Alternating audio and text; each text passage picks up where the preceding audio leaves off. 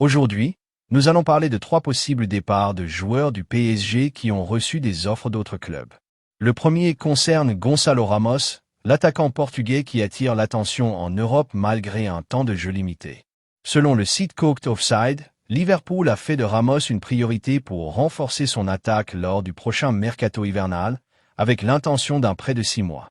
Le besoin des Reds se fait d'autant plus sentir en raison de l'absence prolongée d'Alexander Isak, blessé depuis plusieurs semaines.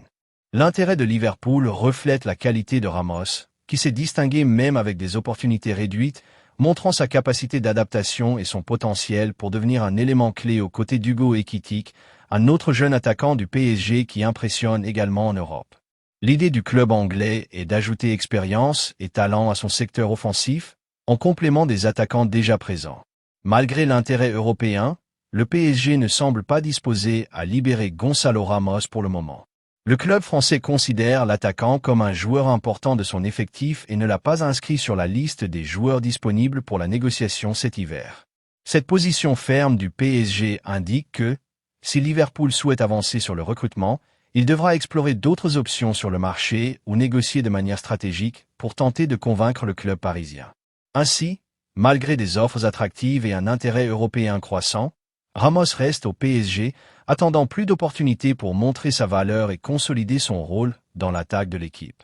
La situation illustre comment la direction du club cherche à équilibrer l'intérêt externe et les besoins internes de l'effectif. Le deuxième cas concerne Bradley Barcola, un attaquant de 23 ans qui suscite l'intérêt des grands clubs européens avant l'ouverture officielle du mercato hivernal 2026. Selon le journaliste Ekrem Konur du site Cooked Offside, le joueur est dans le viseur de Manchester United, Liverpool et du Bayern Munich, mais ces géants ne sont pas les seuls à s'y intéresser. Chelsea, Arsenal et Tottenham envisagent également de renforcer leurs effectifs avec ce jeune attaquant français.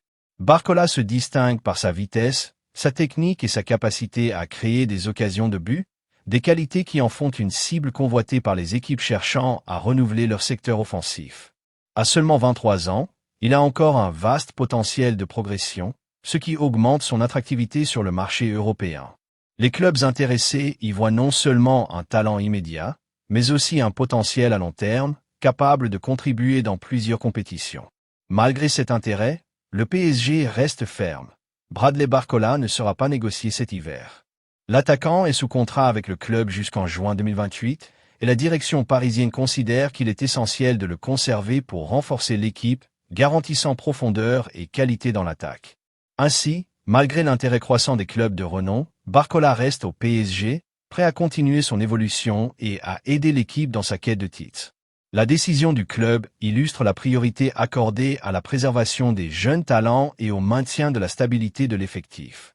Le troisième cas concerne le défenseur brésilien de 22 ans, qui traverse une période difficile cette saison au Paris Saint-Germain. Avec un temps de jeu limité, le joueur n'a pas réussi à convaincre Luis Enrique de sa disponibilité pour la rotation de l'équipe et rêve de se garantir une place pour la Coupe du Monde 2026.